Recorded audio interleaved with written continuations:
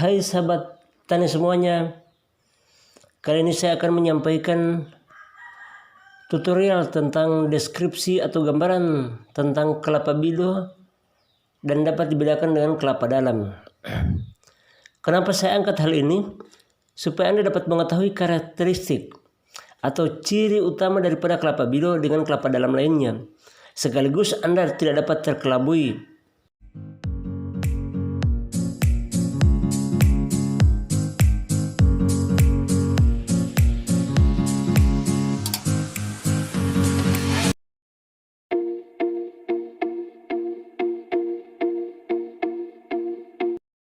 Kalau dilihat secara kasat mata, kelapa bido nampaknya tidak berbeda dengan kelapa dalam. Tetapi Anda kalau perhatikan dan Anda sudah mengetahui karakteristik atau ciri-ciri, maka Anda dapat membedakannya. Nah, kali ini saya akan menyampaikan tutorialnya ya.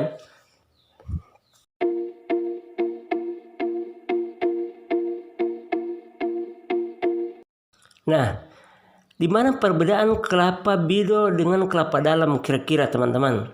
Saya akan menguraikan secara detail, tetapi jika masih ada pertanyaan, Anda bisa dapat berkomentar di kolom komentar di bagian bawah.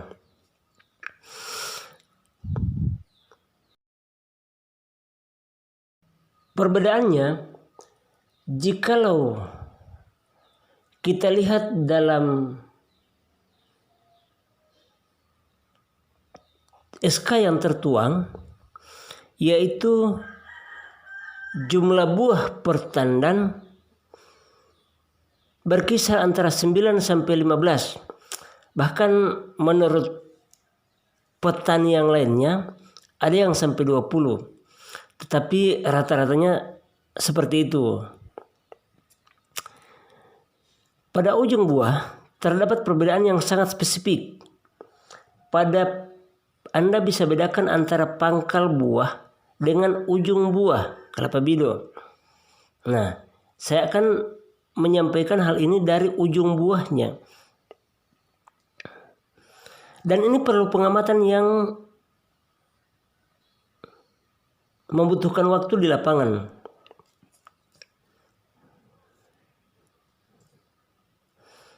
Nah, dari ujung buahnya agak melengkung ke dalam. Dari ujung buahnya itu agak melengkung ke dalam. Sedangkan untuk kelapa dalam agak meruncing.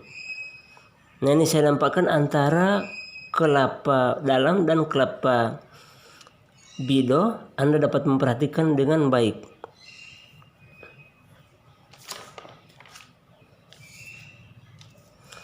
Terus di mana lagi perbedaannya teman-teman?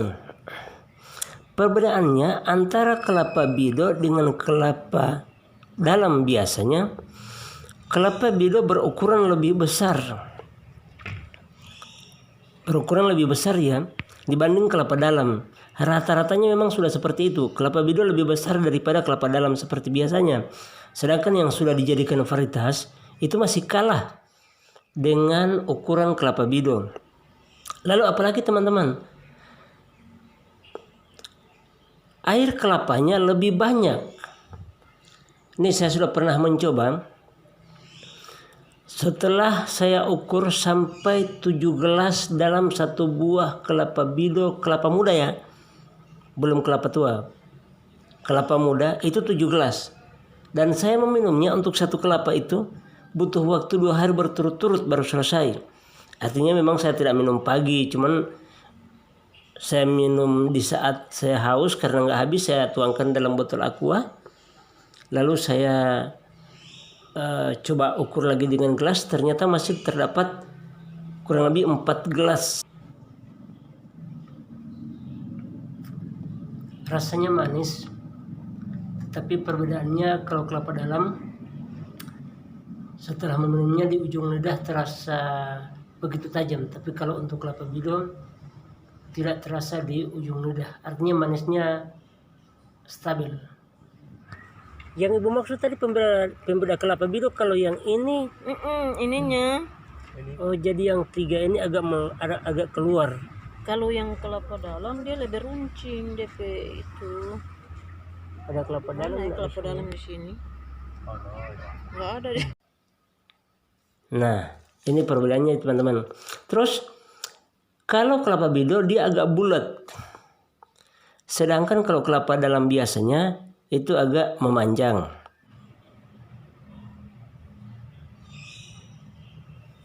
Oleh sebab itu, saya menyarankan bagi teman-teman yang ingin mengenali kelapa bido lebih jauh, ingin membeli kelapa bido lebih jauh. Bahkan kemarin-kemarin ada yang pingin membelinya dengan jumlah ribuan. Mohon maaf teman-teman, jumlah pohon induk yang ada di lokasi masih terbatas, 113 pohon. Jadi untuk mendapatkan jumlah yang 1000, apalagi keluar daerah, itu belum akan dapat. Paling dapatnya 3 biji, 5 biji, bahkan 10 biji. Tapi kalau sampai ribuan itu masih dalam tahap pengembangan teman-teman. Nah, lalu bagaimana? Saya yakin bahwa kelapa bido yang saya pesan dari Morotai itu benar-benar bahwa itu 100% kelapa bido. Anda meyakinkannya dengan label. Jadi kalau label berarti petugas sudah teliti, petugas sudah berani memberikan label bahwa itu benar-benar kelapa bido. Kalau Anda membeli dari sembarang tempat, saya nggak bertanggung jawab. Sekaligus kalau Anda ingin membeli lebih banyak lagi, Anda bisa mintakan kopian surat rekomendasi yang biasanya dari dinas atau lampiran-lampiran suratnya lainnya tentang kepemilikan pohon induk dari petani langsung atau dari penangkar kelapa bido. Oh ya teman-teman, hampir lupa bahwa saya juga memberikan informasi bahwa dalam pemeliharaan kelapa bido, jikalau Anda menanamnya, itu jangan mencoba-coba memangkas daun yang menyentuh tanah dan kelihatannya sudah tua.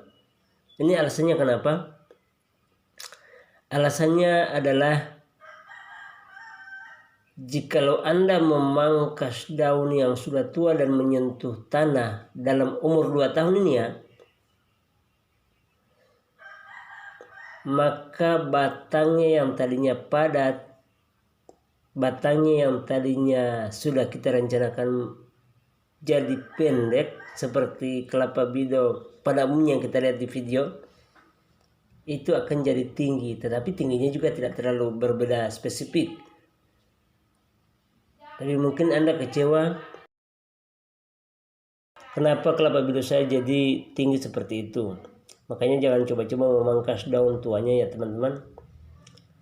Perlu diikat seperti ini supaya tidak mengganggu. Mungkin Bapak dan Ibu menanam di halaman rumah, halaman kantor, dan taman kesenangan Bapak dan Ibu sekalian.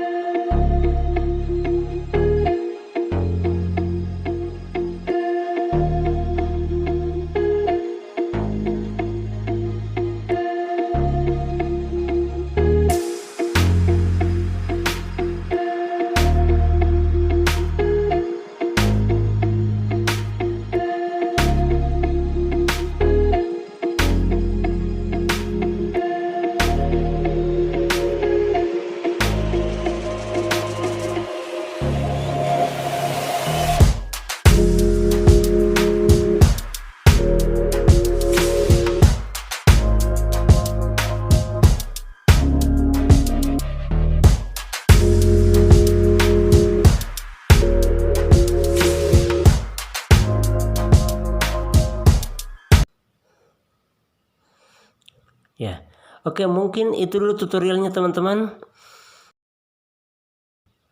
Jangan lupa subscribe, like, komen jika ada pertanyaan, lalu Anda share ke teman-teman. Mungkin ada yang sudah mulai tertarik, mungkin ada yang penasaran dengan deskripsi kelapa bido tersebut. Video ini saya akan sambungkan dengan kelapa bido sebelumnya. Dan silakan Anda tonton full. Itu ada di layar akhir. Oke, saya akhiri videonya. Dan sampai ketemu di lain kesempatan. Dan bye-bye.